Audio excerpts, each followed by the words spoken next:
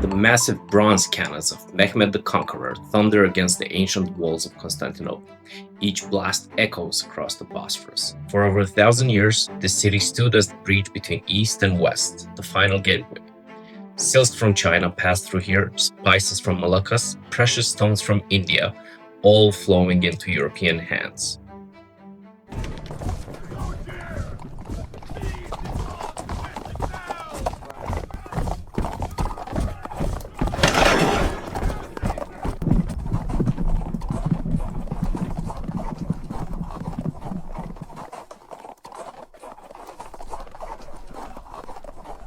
But on this blood-soaked day, that gateway slams shut forever. Ottoman banners rise over the Hagia Sophia's golden dome. The last Byzantine emperor, Constantine XI, dies sword in hand upon the walls. The conquest is complete.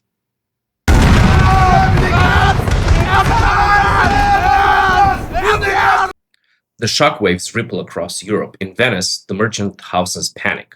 These are the places where traders pool their money, where they coordinate international trade, where they manage the spice business. But now their networks face disaster. The price of pepper doubles overnight. It was already worth more than silver. Now, even worse. Cinnamon becomes precious as gold. Cloves cost as much as jewels. In Genoa, Barcelona, Florence, the same green math plays out. The land routes to the Indies now pass through Ottoman hands. Every grain of pepper, every stick of cinnamon, every precious clove, all of it must now pay tribute to the Turkish Sultan. But in one small kingdom on Europe's western edge, a different response takes shape. In the royal palace of Ribeira, Portuguese nobles don't despair. They smile. They've been preparing for this moment for 38 years.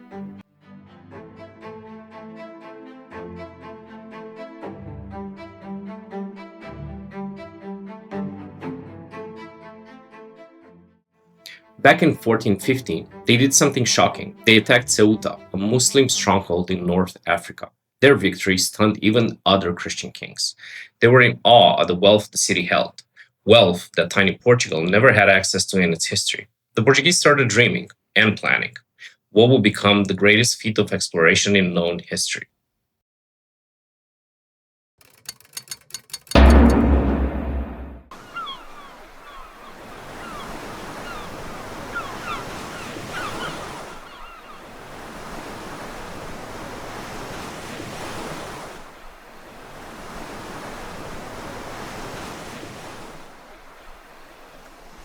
Prince Henry of Portugal stands on the windswept cliffs of Sagres, the southwestern tip of Europe.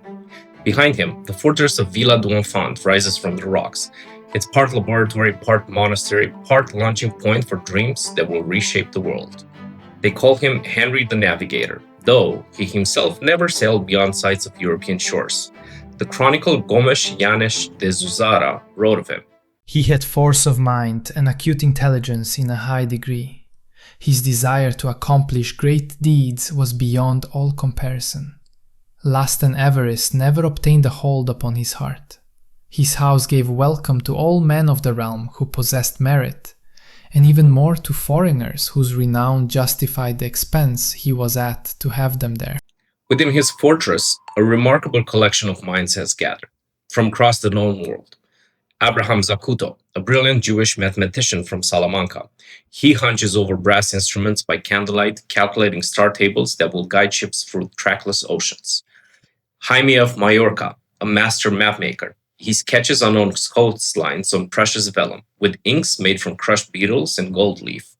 Master Pero, a shipbuilder. Visionary, he carves scale models of revolutionary new vessels, ships unlike anything the world has seen. Arab sailors who fled the fall of Granada share secrets of sail rigging. Berber guides describe the gold markets of Timbuktu. Ethiopian monks speak of a Christian kingdom beyond the desert, ruled by the legendary Prester John.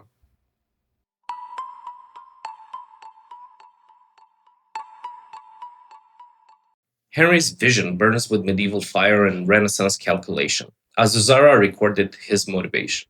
The noble spirit of this prince was ever urging him both to begin and to carry out very great deeds. It seemed to him that if he or some other lord did not endeavor to gain that knowledge, No mariners or merchants would ever dare to attempt it. But beneath all the talk of crusades and finding Prester John lies cold economic calculation. Henry has studied the maps, interrogated every traveler, he read Marco Polo's accounts until the pages fell apart. He knows the truth. Whoever controls the sea route to the Indies will command wealth beyond imagination. The math is simple. 100 pounds of pepper costs 2 silvers in Calicut, but sells for 80 in Lisbon. That math drives everything. The ships emerging from his workshops represent a revolution.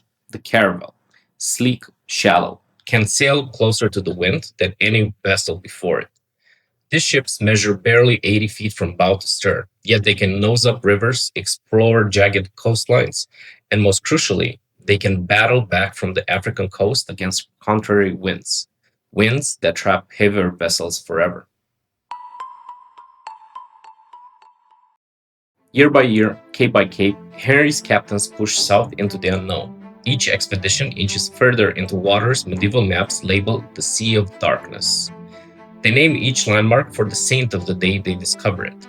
Cape São Vicente for Saint Vincent, Rio do Oro for the River of Gold, Cabo Branco for the White Cape. Each return voyage brings new wonders that astound the courts of Europe.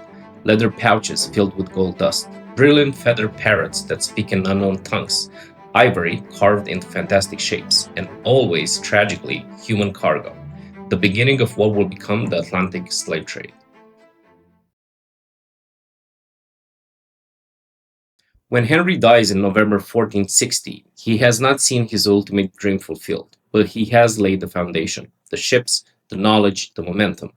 The infrastructure exists, the maps accumulate. Portuguese captains have pushed past Cape Boiador, the Cape of Fear, where medieval sailors believed the world ended. They have proven something crucial. The ocean does not boil at the equator, white men do not turn black under the African sun, and ships can return from the Sea of Darkness.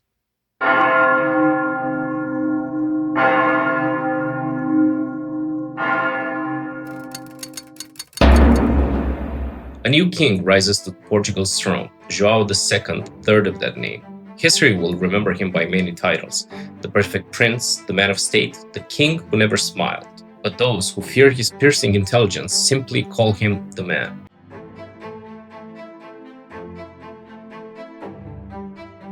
Contemporary writers struggle to capture his presence, black-bearded and long-faced, writes one observer. Well-built and somewhat melancholy in expression, with an air of such gravity and authority that everyone recognized him as king, a man who commanded others and who was commanded by no one. Isabella, Queen of Castile, gives him the ultimate compliment. She's no stranger to power herself.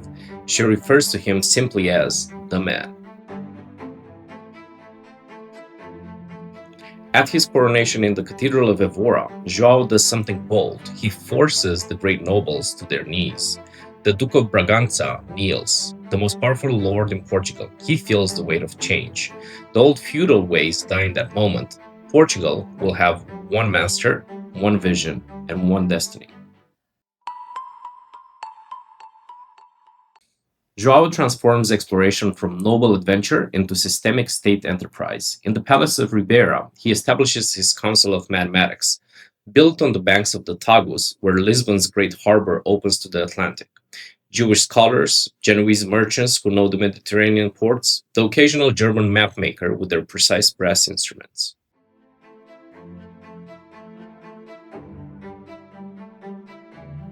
The palace bustles with uncontrolled energy, a kingdom preparing for something big. Portuguese dominates the conversation, though Hebrew can be heard among the Jewish mathematicians. Latin echoes through the royal scribes. The occasional Arabic phrases from Moorish translators. A few Italian and Flemish merchants conduct business in the royal trade houses. These institutions manage Portugal's overseas monopolies. They collect taxes, control the flow of African gold, and Madeira sugar. João's strategy reflects his brilliant mind. 3 prongs of attack simultaneously.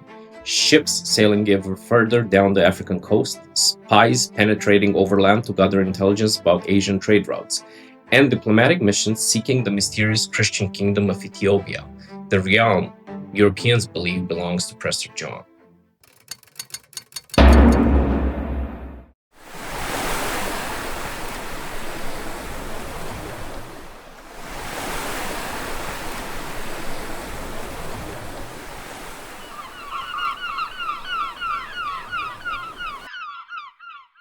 Captain Diogo Cão stands on the deck of his caravel as dawn breaks over the African coastline.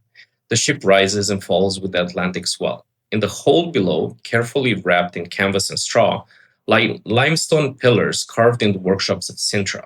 Each weighs nearly a ton. Each bears an inscription that will echo through history. The pillars are called padroes. They represent more than exploration. They are acts of possession, declaration of power, carved in stone. The inscription, written in Latin, Portuguese, and Arabic, proclaims, in the era of 6,681 years from the creation of the world, 1,482 years since the birth of our Lord Jesus Christ, the Most High and Excellent Prince, King João II of Portugal, sent Diogo Cão, squire of his house, to discover this land and plant these pillars. The African coast slides past its starboard rail, endless beaches, dense tropical forest behind them. Cão searches for the great river the Arab geographers describe. When he finds it, the mouth of the Congo River appears as a brown stain spreading into the blue Atlantic, carrying the waters of half a continent to the sea. Here, on the rocky point of Shark Point, Cão raises his first monument. The ceremony is conducted with all the solemnity of claiming a new world. The limestone cross rises against the African sky. Portuguese authorities proclaim over lands whose extent no European can imagine. But Cão encounters something unexpected, not primitive tribes, but representatives of a sophisticated kingdom, the realm of Congo.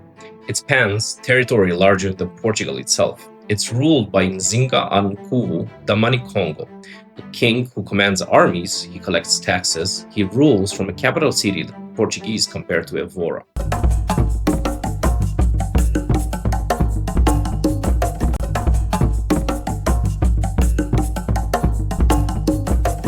The first meetings unfold with careful protocol. Gifts are exchanged, Portuguese cloth and iron tools for African ivory and copper. Interpreters struggle to bridge languages that have never met. The Congolese see opportunity in European weapons and knowledge. The Portuguese see potential allies and trading partners. When Cão sails north to plant his second pillar at Cape Santa Maria, he takes 4 young Congolese nobles with him, not as captives though, as ambassadors. They will sail to Lisbon, they will witness the wealth and power of Portugal, and then they will return to tell their king what they saw. In exchange, Cão leaves behind 4 Portuguese volunteers. They will stay on Congo, they will learn the language and customs, until the next Portuguese ships arrive to bring them home.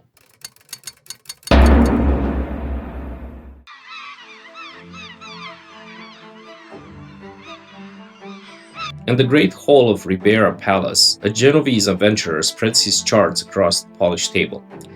Nobles in their silk doublets and velvet caps crowd around. Christopher Columbus. He makes his case to the Portuguese crown. Your Majesty, Columbus declares in his accented Portuguese. His hands sweep dramatically across the maps. Your Majesty, I can reach the Indies by sailing west. The ocean sea is smaller than the ancients believed. Marco Polo places Japan only 1,500 leagues from Europe. 35 days of sailing will bring us to the golden ports of Cathay, to islands where cinnamon trees grow like olive groves, and pepper is gathered like wheat. King João II listens in silence. His dark eyes never leave Columbus's face. Around the table, the royal council leans forward. Master José Vizinho, royal physician and mathematician, Bishop Diego Ortiz de Villegas, the Jewish astronomer Moses, Martin Beheim, the German globemaker.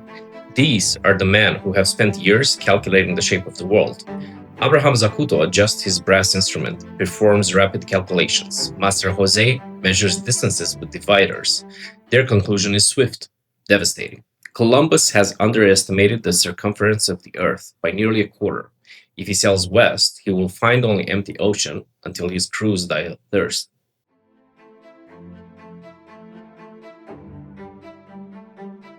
The court chronicler, João de Barros, later recorded the king's judgment. The king, because he saw this Cristóvão Colombo to be boastful and pushy in talking up his abilities, and deluded and fanciful about the position of the island of Japan, gave him little credence. Columbus storms from the palace, his dreams rejected, his calculations dismissed. He will take his proposals to Portugal's rivals in Spain. The Genovese has been humiliated, but history has not finished with him.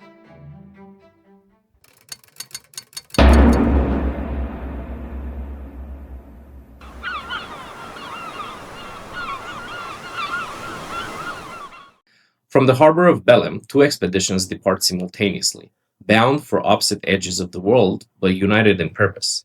The morning mist rises from the Tagus as Bartolomeu Dias's three ships unfurl their sails and catch the tide. Two caravels and a supply vessel. At almost the same moment, two Portuguese spies board a merchant vessel bound for the eastern Mediterranean.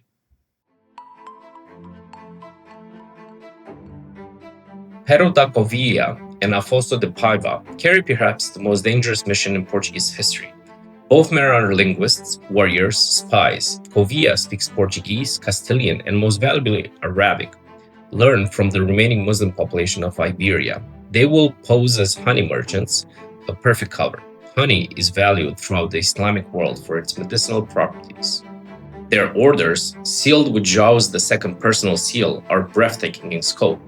Penetrate the heartlands of Islam, map the trade routes to the Indian Ocean, locate the mysterious Christian kingdom of Ethiopia, and return with intelligence about spices, navigation, and the possibility of Portuguese ships reaching India by sea. Meanwhile, Dias sails south with stone pillars and the accumulated dreams of 60 years of Portuguese exploration. Each day carries his ships further into waters no European has seen, past Diogo Cão's furthest pillar, past the Great Bight of Africa, into seas that grow stormier and more treacherous with each league south. Two missions, opposite directions, one goal: find the way to India. Dias sails into the unknown waters at the bottom of Africa, where storms rage and the oceans grow cold. Covilla disappears into the Islamic world, where one wrong word could mean death. The fate of Portugal's dream rests on this man. What happens next will change the world forever.